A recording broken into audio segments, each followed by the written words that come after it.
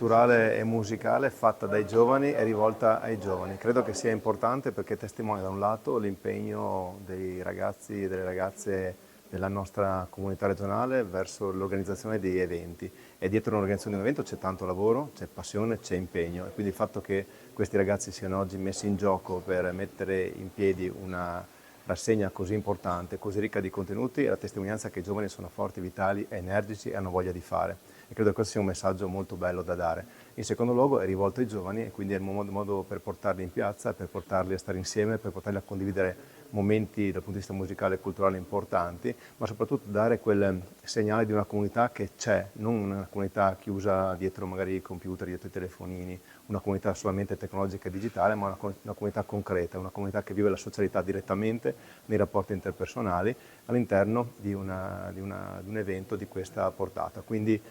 non mancate ragazzi, dico venite, approfittate per comprendere che cosa si può fare, cosa si può organizzare e che cosa ci può essere nella nostra regione grazie ai giovani che si mettono in gioco e organizzano questo tipo di manifestazioni.